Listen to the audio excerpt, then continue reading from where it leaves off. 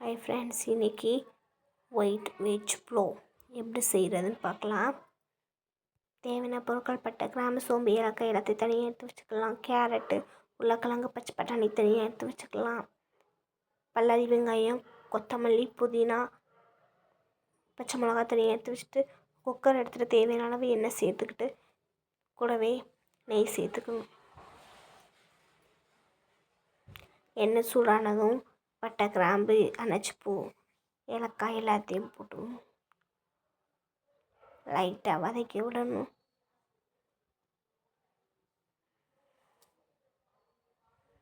அதுக்கப்புறம் வெங்காயம் சேர்த்துக்கலாம். வெங்காயம் நல்லா பச்சை வாடை போகிற வரைக்கும் நல்லா வதக்கிடணும். கொத்தமல்லி, புதினா, பச்சை மிளகா எல்லாத்தையும் சேர்த்துக்கலாம். நல்லா வதக்கிட்டு தேவையான அளவு உப்பு சேர்த்துக்கோங்க. இஞ்சி பூண்டு பேஸ்ட்டு சேர்த்துக்கலாம். கேரட்டு, பச்சை பட்டாணி, உருளைக்கிழங்கு எல்லாத்தையும் போட்டு நல்லா வதக்கலாம். தேவையான அரிசி தனியாக ஊற வச்சுக்கலாம். நல்லா வதக்குனதும் தண்ணி சேர்த்துக்கோங்க. தேவையான அளவு தண்ணி சேர்த்துக்கலாம். நல்லா கொதிக்கும்போது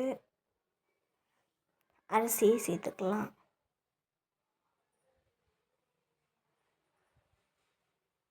அரிசி சேர்த்ததுக்கப்புறமா லைட்டாக கிண்டி விட்டுட்டு குக்கர் மூடி வச்சுக்கோங்க. 3 விசில் வந்தோடனே ஆஃப் பண்ணிடுங்க. நமக்கு சுவையான வெஜ் ஒயிட் புலாவ் தயார். எப்படி இருக்குன்னு கமெண்டில் சொல்லுங்கள். மறக்காமல் சேனல் சப்ஸ்கிரைப் பண்ணுங்கள், கமெண்ட் பண்ணுங்கள்.